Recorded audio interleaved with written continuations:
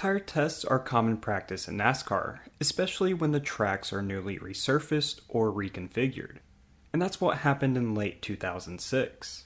After disappointing racing at Las Vegas Motor Speedway, track managers came to the conclusion to reconfigure it after the Cup Series race in March. But during a tire test in December of that year, Greg Biffle suffered a serious incident. A tire controversy mixed with a poor response from the medical team resulted in quite the controversial fallout. Despite this, an unlikely hero saved Biffle from further injury. But right before we get into the video, make sure you guys leave a like if you enjoy and subscribe so you never miss a video. If you like these videos, let me know some suggestions in the comments below and maybe I'll do your idea. With that said, let's get right into it. Throughout 2006, Las Vegas Motor Speedway was reconfigured. Pre-2007 Vegas, according to many fans, is pretty forgettable, as many come to the consensus that no race really stood out.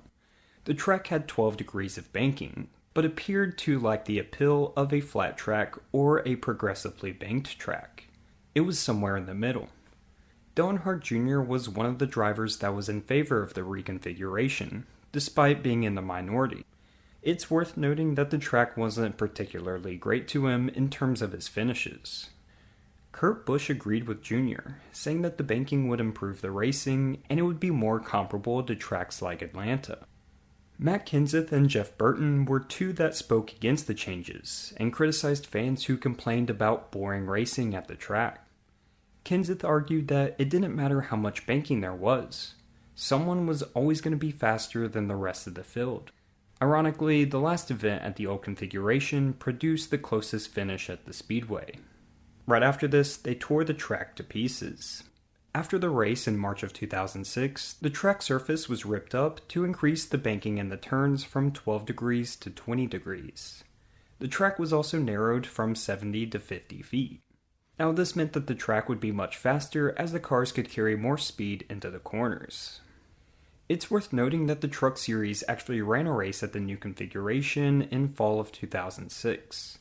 Tires were somewhat of a topic heading into the race because of the higher speeds.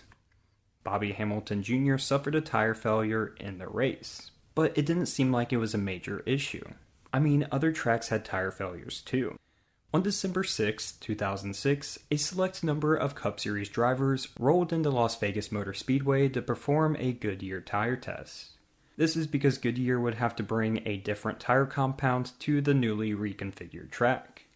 The higher speeds were displayed in the Truck Series race, and no difference was expected for the Cup Series. Kurt Busch estimated that it would increase the average speed by 10 miles per hour and top speed to maybe even 20 miles per hour. A tire test is pretty standard practice in this scenario. After a successful day on Wednesday, two drivers hit the track on Thursday. These drivers were Greg Biffle and Kyle Busch. Greg was leading Kyle on the track before Biffle suffered a nasty crash. Entering turn 1, traveling at 204 miles per hour, Biffle blew a right front tire, causing him to hit the wall hard between turns 1 and 2. The fuel pump erupted, swallowing the car in flames. After his car came to rest on the backstretch, the trailing Kyle Busch pulled over to help. Kyle jumped from his car and pulled Biffle from the flames and helped him to safety. Greg was released at the track and drove away in his personal car. And just like nothing happened, Kyle completed the test. Biffle was a little shaken initially, but was more upset that a car was destroyed.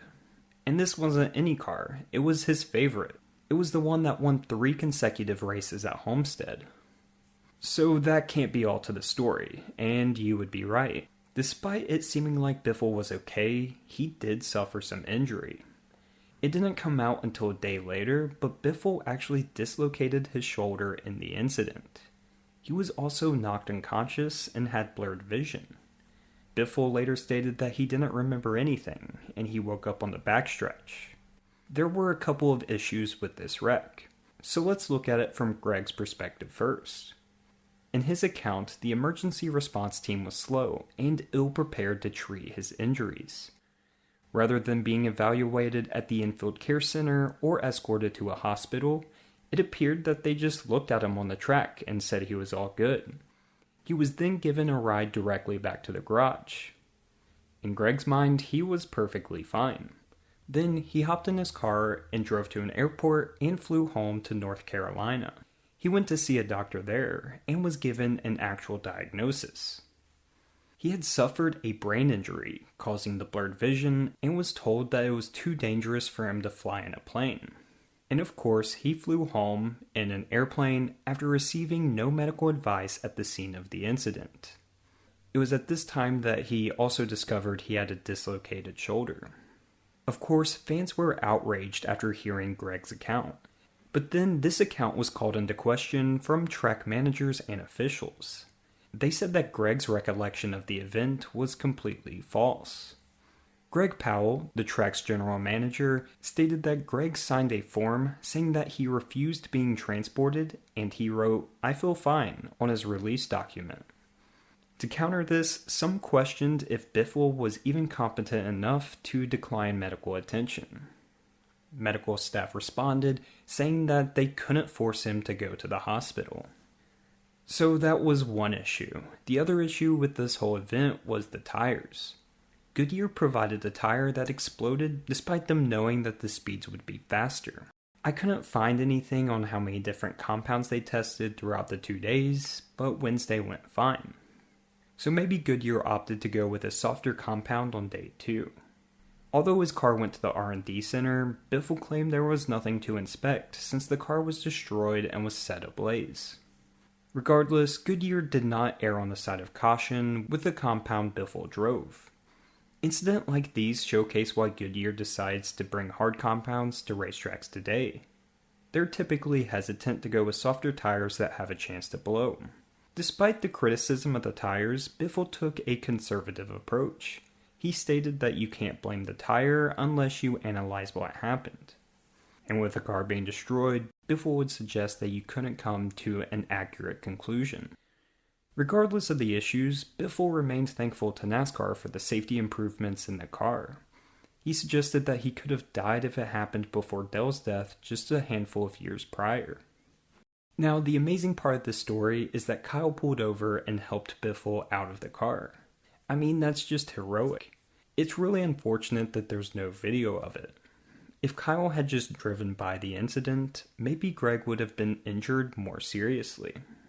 This is amplified by the fact that Greg was knocked unconscious. He may have been slow to get out on his own, even if he was awake and alert by the time the car came to a stop. It was evident that Biffle was really shaken up, and that the medical team was slow to the scene. So Kyle Busch really saved Greg Biffle that day. And that's it for this video. I hope you did enjoy. If you did, make sure you leave a like and subscribe if you haven't already. That's it from me. I'll see you in the next one. Peace.